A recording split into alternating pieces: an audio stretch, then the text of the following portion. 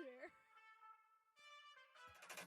I don't remember it. You're better at this. That's why you're Captain Dan. First mate. You know the purpose of the first mate? To keep the captain in line. If something happens to the captain, the first mate can step in and make sure everybody doesn't die. Good news. I won't kill you. The sea holds secrets. Every wave tells a story.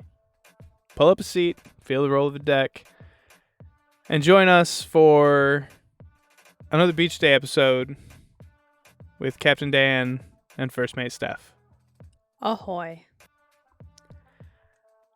We are celebrating a wonderful minor achievement this week because we had a full 100 downloads. 109? We're at 110 as of this morning. 110 downloads this month, which is weak as fuck. But it's something. So we'll call it a milestone. We also got some cool new stuff coming. We got some merch. Oh yeah, we jumped the gun and bought merch because we're super excited that this project is going to make us wildly famous and very wealthy. You never know. I love your optimism. Bet you the guy who made the shake weight didn't think it was going to be famous, but here we are. Yes, the jerk trainer. No, I'm excited about the merch because it's just more stuff that I can have. We got koozies. Yeah, and really cool stickers. Koozies and stickers. And you and I are going to have shirts. And shirts. Maybe a cup each. I don't know. No, I already have a cool cup. That's fair. I have and the bottle openers. You got bottle openers? Yeah, the ones from before. The really cool anchor ones. Fuck those. Whatever. I mean, they're useful. Yeah. Anyway. Yeah, so 110 downloads last month. Cool achievement for us. And how about some updates? Upcoming stuff. We're going to be on the Disney Dream September 12th. September 12th. Yeah, that'll be a fun one. Never been on Disney. And then we'll be on the MSC World America September 27th. September 27th. That's a long sailing. That's a week-long sailing. If any of you 100 people who have listened to this and might want to listen to it again are going to be on either one of those sailings or MSC Seashore. The Seashore on November 30th is the plan right now. Yep. And we have one more in the books. January. Yeah, MSC Grandiosa on January 11th is the where we're sitting right now. And then we're considering Virgin in March for my 35th birthday. 35. Yep. Old as fuck. Okay, sir. You're older than I am. I am. Old man. Physically. I'm feeling old right now. I'm not. Anyways. That's not true. I feel old. I feel very old right now. So that's the main updates. Wait, no, we have the fun little contest going on right now. I talked about in the weekly Helm report and has been on basically all of my Instagram and Facebook posts for all 50 of you who follow that.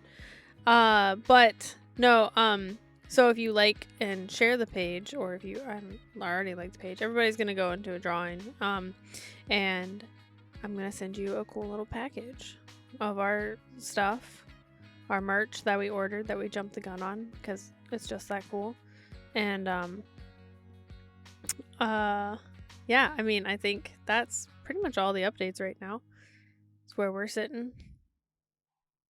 And when are we gonna draw and announce this lucky winner of a koozie and a sticker? It's more than that. It's a koozie, a sticker, and a keychain. And a keychain. Whatever. And a handwritten note from me. That's the most important part. It's made with love. You heard that. A handwritten note. That is a note written on a severed hand. It's the only way to send them. USPS is getting really tired of me, though. Yes. So if you see Captain Dan in the future with a hook for a hand, no, it was not like that when we started this project. Just running out of hands. So that ends Sunday, just before I record the weekly Helm report, and I will use a random name generator from the list, and I will announce it at the end of the show, or maybe I'll do it in the middle so people will have to listen, or 3/4 of the way through, find out if they won. I don't know, so people can't just skip to the end and find out. Well, you're gonna have to film it. Oh, film. Gotta keep everything above board. Gotta make sure it's legit. Oh, that's fair. So you spin the wheel of 12 people. 50, sir. 50 people liked and shared? There's 50 people. Thank you, 50 people. There's 50 people who follow our Facebook group. Oh. Get my regular updates. I don't know. I've got to do the list. Anyways, we should add more people to that. You should all like and share it. Make us famous. We reached Canada. We're international. Yeah, we reached Canada this week. That was cool. That was fun. Literally 10 feet from the border. Shut the fuck up, Dan. Canada is Canada, and $20 is $20. Hush. Speaking of $20. Anyways, this week. Yeah, what are we doing this week? This week it's a really super informative episode, and I don't say that sarcastically, even though it sounded like I did. I want to give my best tips and tricks for pre-cruising. Cruising, just like the things that I have learned either from happening to me, around me, or as a travel agent. So, both working for the government and in my own business. So, I guess without further ado, I shall start. So, all right. So, my first Mate Steph's best tips and tricks. So, the first thing that I'm always going to suggest is that when you are packing your carry-on bag, because generally you will be giving your big bag of clothes to the porter, and you will keep a carry-on bag with you, whether it be your purse, your backpack, or just a secondary bag with that you keep all of your important necessities, right? So when you're getting on the boat, you might think, oh, I don't need that bottle of naproxen or Advil or Aleve or whatever. Wrong. You might. And it might be hours before you get your bag. So make sure that you're packing any prescriptions you might need. I always suggest a bathing suit because people generally want to get on board and they want to get over to the pool after getting some food. But their bathing suits are in their bag, so they can't do it. So have your bathing suit, any chargers, your identification, so your driver's license, passport, whatever you're using, birth certificate, your cruise documents. So if you have a printed out cruise ticket, make sure that you have that, some cash, credit card, whatever it might be, everything that you're going to need to get on the boat just to survive for a couple hours without your bag, so that you don't forget anything. Sunglasses or your regular glasses if you only brought sunglasses, because let's say your bag doesn't show up till 9 o'clock, then you're just walking around the boat wearing sunglasses. Not that it happens often, but in the very unlikely chance that your checked bag gets lost, these are things that you're gonna want to have. Yeah. So and then on the flip side, when you're getting off the boat, if you are going to leave your bag outside of your door for the porters to pick up overnight, or I guess in the morning, Same thing. Make sure you have all that stuff. Minus a bathing suit, I guess you might not need it getting off the boat. But you need to have a change of clothes for in the morning, because there have been plenty of horror stories of people packing up all of their clothes, going to bed, and, the man sleeps in boxers and he wakes up and he's getting off the boat in his boxers. Or his wife's nightgown or whatever. So I got to do that sometime. No, you don't. You're not allowed. You travel with me. It's not allowed. I won't let it happen. Bathing suit. That's fine. I'm going to get off the boat in just my chubbies and flip-flops. That's fine. I don't care about that. So that is definitely probably my biggest one is definitely make sure that you pack all your necessities when you are getting on and getting off. Make sure that they are in a bag that is coming with you. You will need your passport to get on the boat and to get off the boat, or you will need your driver's license, state ID, and birth certificate when you get on the boat and get off the boat. So that is going to be tip number 1. Tip number 2, about a month before sailing, check all of your documents. So that's going to be like the start of your document check. If you have a passport, you need to make sure that your passport has 6 months of validity from the date you return. So that means that if you are leaving on March 15th for a cruise, that your passport needs to go past, or you're coming back March 15th, your passport needs to go past September 15th. If it is less than that, they can deny you boarding, and they probably will. So please make sure of that. Make sure that if you are traveling with a driver's license or state ID and a birth certificate, that you are using a state issued birth certificate, not a hospital birth certificate, because again, you will be denied boarding and that would suck. And then also there are certain... Wait. I need you to go back. Okay. Hospital birth certificate. Yeah. Like your original OG No. birth certificate. No, there's a difference between like a hospital issued birth certificate. Like it's not a state one. It'll just say, like, for here, be like Cape Canaveral Hospital, and it doesn't mean anything to the state. You need your Okay, so it's got to be issued. on that special state Yeah. paper with the Yeah. watermarks and the holograms and shit. Yeah. Okay. Yeah, your official one. So about a month out should give you enough time if you don't have it or you have the wrong one to make sure that you get it. And then some states do have a really cool feature, like Michigan has it, where they have an ID. I think it's not called the Real ID. I can't think of what it's called. I think it is Real ID. It might be the Real ID. It's not Yeah, the Gold no, Star. It's an enhanced ID. identification, yeah. Yeah. So those places you can in fact use just your driver's license because it's the enhanced one, but there's like 3 states. So if you don't have it, don't, just be safe, have your birth certificate. So that's like your month out check. You want to make sure of that. So the night before, you want to make sure you have it. You don't want to fly from your home state all the way to your cruise state and then realize that you don't have your documents. Interesting story. Fun story. That happened to my brother.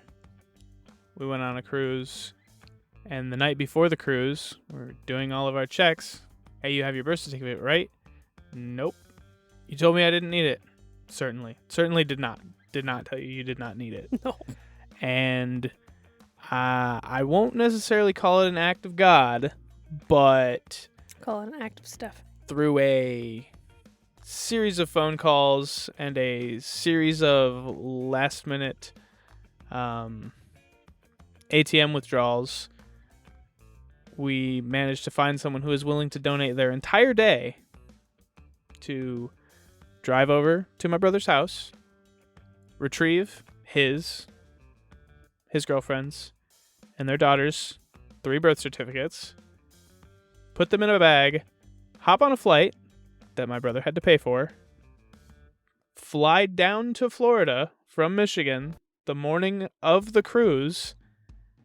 We met at the airport. He came down out of the terminal, handed us the documents. We hugged, said hello, thank you very much, you're the best person alive, and then he turned around and went back through security, got back on a plane, and flew back to Michigan. Yep. So don't do that. Don't do that. Don't do that. It was very stressful. Then also the night or the day of sailing, I think we check our documents 75 times. Yeah, but we're anxiety people and we're millennials. We are. But you always check when you leave the house, like when you get to the car, check, make sure they're in your bag. When you get out of the car at the port, make sure they're in your hand, in your carry-on, on your person. And then when you hand over your stuff to the porter, make sure you have them in your hand. Yeah. So, most times the porter will also remind you when you're handing your bags to them. Make sure your passport is on your person, not in your checked bag. You cannot get on the ship without your passport. Yep. So that is going to be tip number 2. Or I guess that's many tips, but that is going to be a combined tip number 2. Tip number 3 is to check the prohibited items list before packing your stuff up. So a lot of people want to bring a steamer to help get rid of the wrinkles in their dresses or their suits. That is something that you can get from your room attendant generally, is you can ask for a steamer. They do keep those on board. Also, hot tip, wrinkle release spray and hang your stuff in the bathroom of your stateroom. Turn the shower on. Yeah. The steam from the shower will activate the wrinkle release, and you can de-wrinkle your stuff with no effort. Yeah. So there are options there. Some cruise lines aren't big fans of you bringing on hair straighteners. You definitely can't bring on an iron, so don't even try. And then also blow dryers. Some of them are kind of nitpicky on that, but almost every single cruise room on every single ship I've ever been on has had a blow dryer in the room, so you don't have to worry about that. That's really just check with your cruise line, check with your travel agent. They'll provide you with a list of prohibited items if you ask. So do that. That's tip number 3. Tip number 4. This is a shameless plug, but always use a travel agent. So whether it be Starboard and Sunshine Vacations or somebody else, but it should be Starboard and Sunshine Vacations. Listen, .com. Yeah, Starboard and SunshineVacations.com. So, use a travel agent. So the commission for a travel agent is built into the price already. And I know that you know this, Dan, but you get nothing but perks from it. Travel agencies get group rates. They get certain discounts based on their agency. Not every agency gets the same rates. So they can sometimes kick you back more onboard credit. They can, yeah. Sometimes you can get kicked back more onboard credit. You get somebody who's going to, as I always put it, handle the mess and the stress and just let you take a vacation. So just use a travel agent. It's honestly, you're paying for it. So use it. It's free. It's free. You're like it's built into your pricing model already. So do it. Just another thing particularly about cruising that makes you feel like a rock star, because you can have someone who will handle everything for you. Yeah, absolutely. So that is tip number 4. Tip number 5 for me is just be aware that when you are checking in for your cruise, they will ask you how you're going to pay for incidentals on board. A lot of people just put a credit card or a debit card onto their room, which is fine, but do not be surprised if the day of your cruise you have a $250 to $500 hold on that card, because that's just them putting money on hold for incidentals. You can always avoid this by... You can do it in cash. You can just do it in cash when you get on the boat. Some ships like MSC, they have those little ATMs that you can just put money on. Some you just have to go to guest services and add the money to. I think Carnival has little ATMs too. But you can just add money to your room, and then when that money runs out, you just can't spend it, which is great. So if you are not prepared for that hold on your card, or if you know that like, oh, you spend the $250 and then they're going to put another $250 hold on your card. So just be prepared for that, because I can't tell you how many times I see on different cruise forums where people are freaking out because suddenly they have this massive hold on their card that they weren't expecting. And it's like, no, that's money for you to spend on board, but it's just covering just in case. So same thing happens when you go to a hotel. Yeah, it's the same thing. So that is tip number 5. Tip number 6, if you're traveling with children, 1, don't. But no, family vacations can be great for other people. But if you are traveling with children on a cruise, remember to set a limit on their cards, like their room keys. I can't tell you how many times I've been in line to settle up our room stuff, and there are parents freaking out about the fact that their kids have spent $500 in the arcade because they didn't set a limit, and the kids don't realize every time you swipe that card it's not free. Or maybe they don't have a drink package and their kids are drinking metric butt ton of soda, and that $3 12 times a day really adds up to a lot of money and probably diabetes. But just set the limit so that if they try and spend more than that it'll stop them from being able to spend it. So that is tip number 6. Tip number 7, very, very, very important. Stay on ship time. So stay on ship time. Yeah. So best way to do this is have a watch. Have a cheap waterproof watch that you can wear, because your phone's going to automatically change. So if you go to certain ports in Mexico, you're going to change time zones.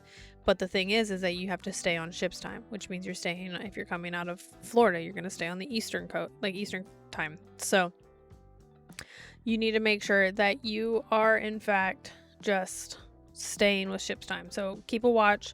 Don't rely on your cell phone, because if you go back in time because of time zone changes, you could miss the boat, and then you could possibly be a dock runner, or you're just going to miss it completely, and now you live in Mexico. And then you get to be viral for missing the boat. Yeah, everybody gets to watch you run down a dock while your boat pulls away and you're crying because you missed your ship and everything. So just don't. You could potentially at some point in the future be featured on somewhere in the Tales from the Ship sphere. I mean, yeah. Because we're going to start filming soon. We are, yeah. That's next month. Yeah. That is. So yeah, stay on ship time and don't miss your boat. Like, I'm going to combine those two tips into one. Don't miss your boat. Like, just don't. Don't push it. The only time a boat's not going to leave is if you are on a cruise purchased excursion and it is running late. They will not leave that behind because you bought the excursion through the cruise. If you bought it through a third party, they do not care. They do not give a shit. They will leave you. So do not miss the boat. I mean, that is probably my biggest stressors when we're getting off a boat, is how close are we to missing the boat. And I still get on board like 2 or 3 hours beforehand, if not more, and still like, oh, okay, we're not gonna miss the boat. I'm not gonna have to live here now. So gotta worry about my dogs. Yeah, I mean, it's not a problem for me. I wear a watch everywhere, but I mean, great tip. Get a good waterproof watch. Cheap waterproof watch is another way of saying a watch that broke on your vacation. I've done that before. Yeah. A cheap waterproof watch that I bought on the ship, and it lasted our first shore day. And it was full of water by the time we got back on the ship. It was. I'm not sponsored by them or anything, but I highly recommend go buy the cheapest G-Shock watch you can find. They sell them at Walmart. You get them on sale for as little as like $25 to $30 sometimes. It is indestructible. I've worn mine every day for 3 years, and I am in the rain, in the mud, in the ocean, in the river. You cannot kill this thing. No, they're great. You can find them on sale. And pretty soon, I'm going to have an Amazon affiliate link with all of my packing stuff. And I just have to just check the show notes. There'll be a link to the perfect cruise watch. We'll put a stylish one in there too, but it'll probably be more expensive. Yeah. So, next tip is going to be ship towels. So when you get into your room, there is always ship towels that are like beach towels, pool towels, whatever. Yeah, you'll have 2 sets of towels. You'll have shower towels, and you'll have really nice plush beach towels. Yep. So those, don't lose them, because essentially if you lose them, you're going to get charged. Generally, it's about $25 per towel.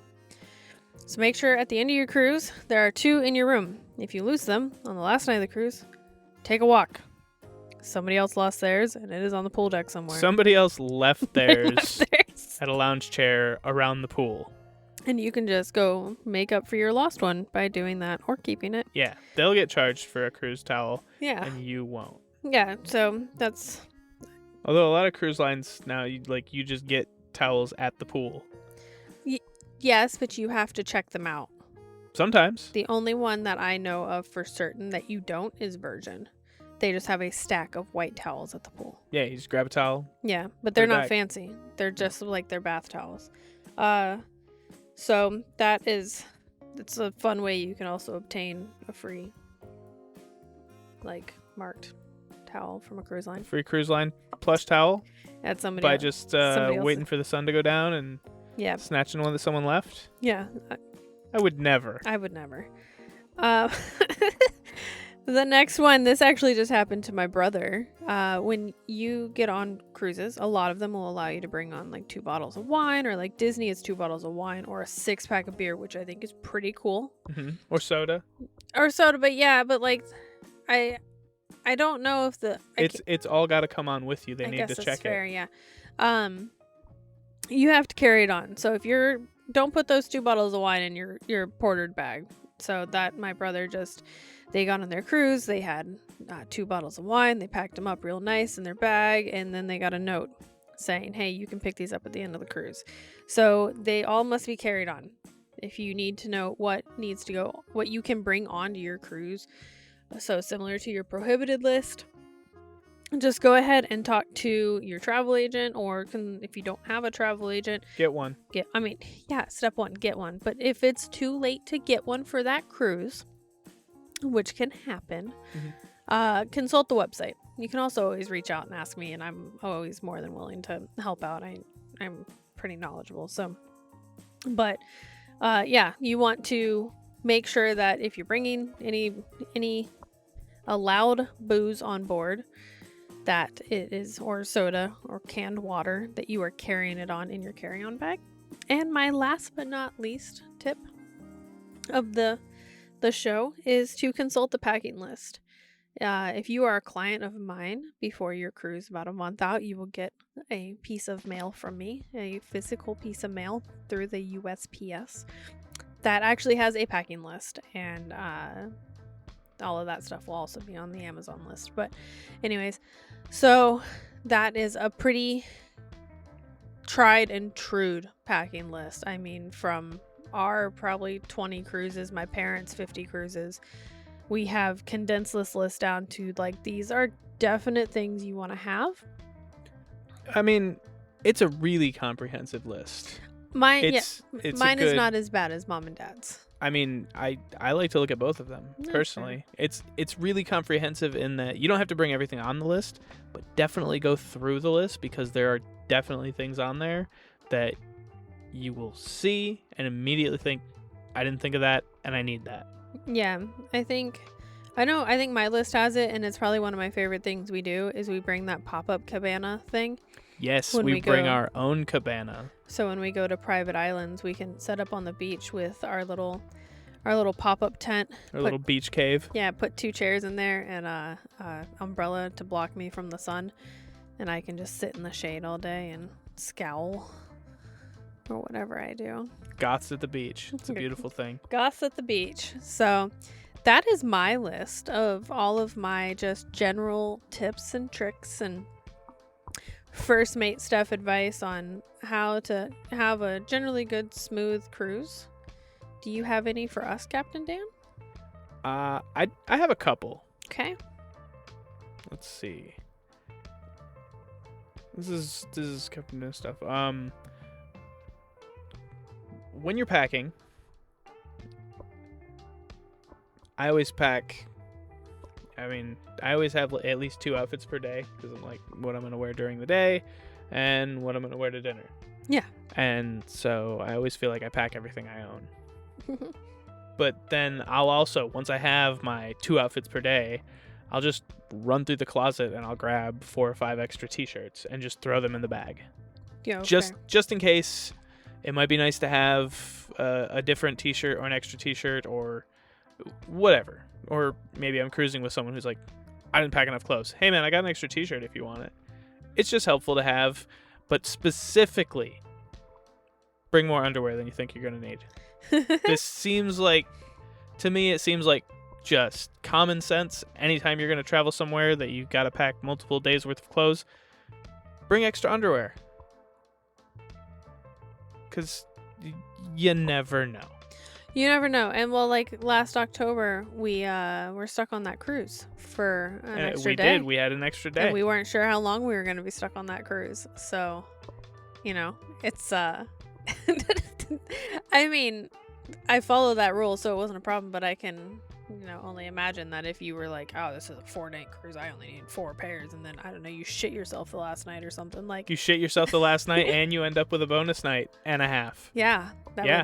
You're out of underwear. You're out of underwear. You're just free balling it. You are at sea. Shit out of luck. Or ship out of luck. Oh. Wow, that's 2 double entendres.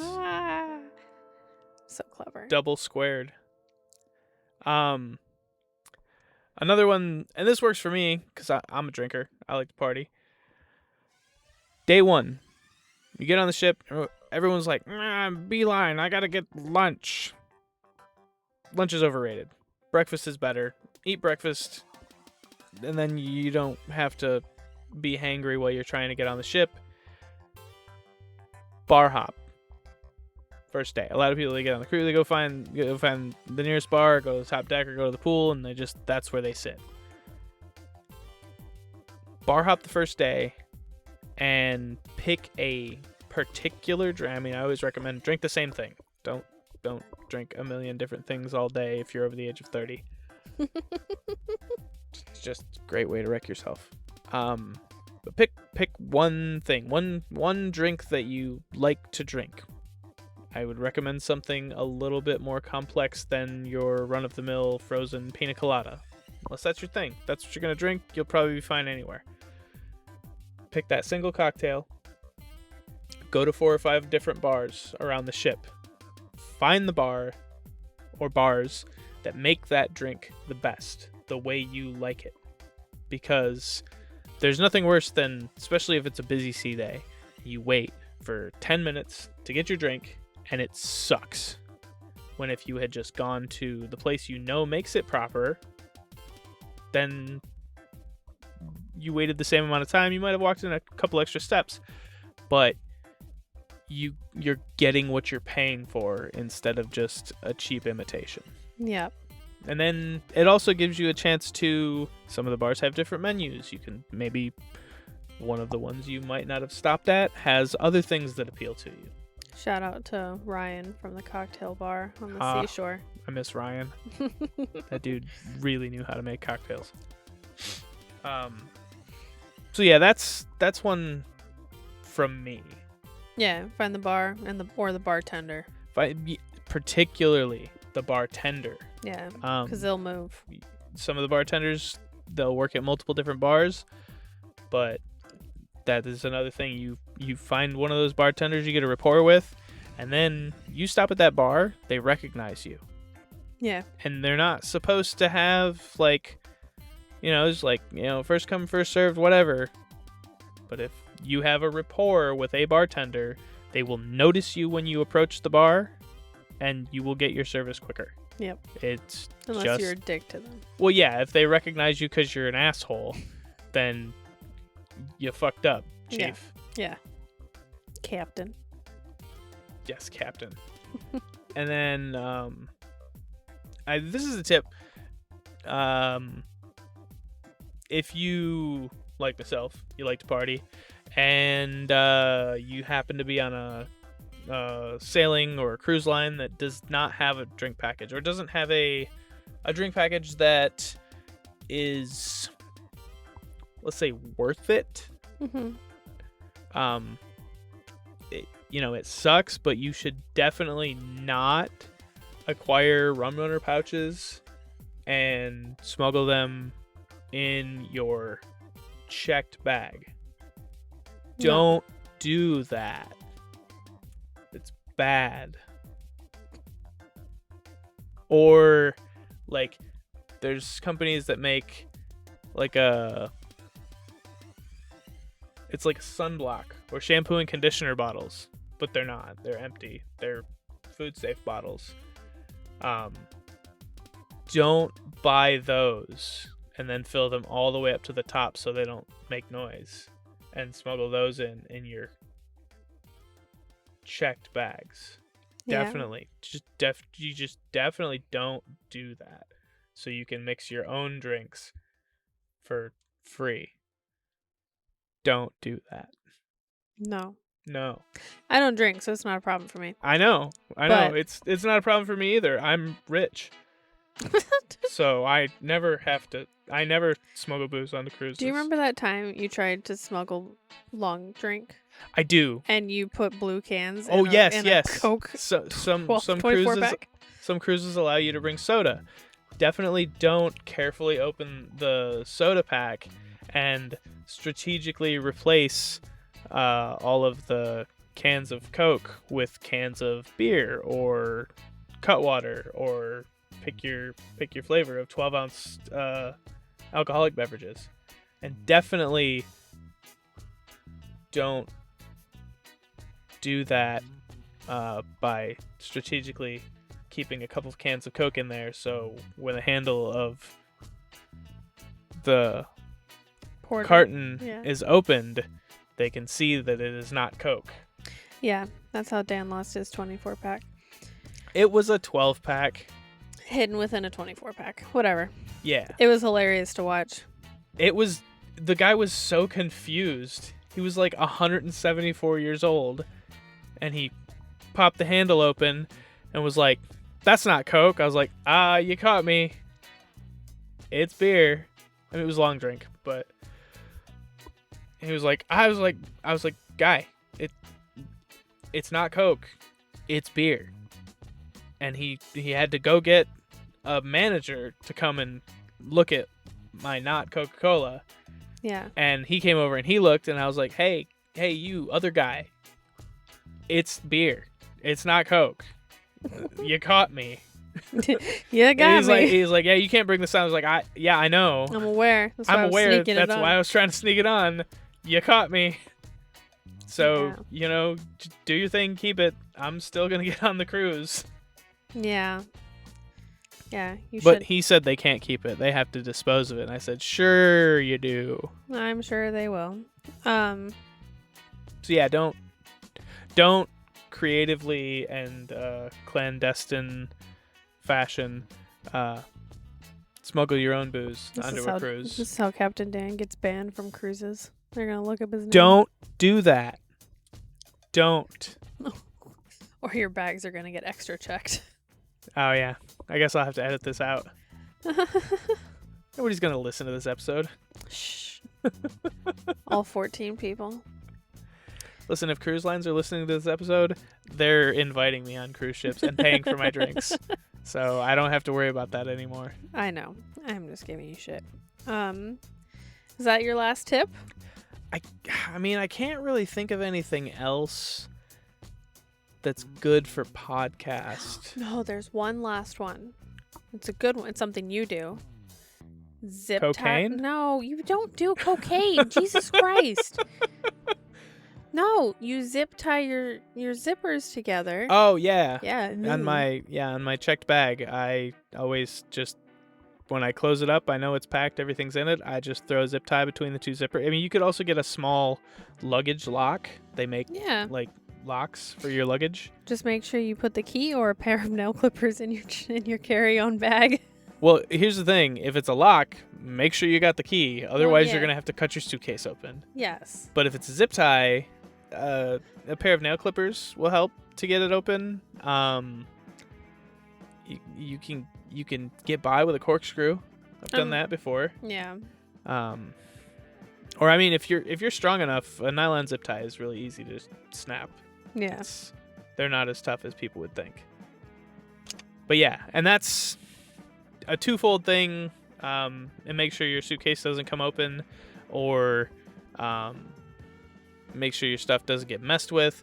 It's also a dead giveaway if you are being deceitful and being a dirty little smuggler. When you get your bags delivered to your room, if your zip tie is still on there, then you know you're cooked. You know you're not cooked. Well, fair, yeah. If your zip ties. Oh, actually, on this topic, last couple cruises I've been on, I have been told by multiple security people that if they allow you to bring wine on,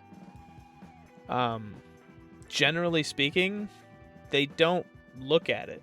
They scan your bag and they look at the shape of the bottle. And if it's the shape of a wine bottle, they don't even look at it. They look for the divot in the bottom. Yeah. There are plenty of liquor bottles now that, due to pricing and availability, they just bottle in wine bottles. Yeah, you can always do that. So, I can't think of any directly offhand that I'm gonna free plug to all 50 of you. But Listen, we went from 14 to 50. We're You doing could great. always roll the dice on just throwing a bottle of whiskey or vodka in your carry-on and passing it off as wine because it's the same shape bottle. Yep. Well, that's all I got. That's it? That's it. Those are all the tips and tricks I can come up with right now. You ain't got any stories? Not today. What? I'm just over here telling these little anecdotes with your tales and with your tips, and you got nothing? I mean, I brought up the story of you at the Coke. Oh yeah, me smuggling the Coke. Yeah. I don't really do any sort of stuff like that. I know, you're so lame.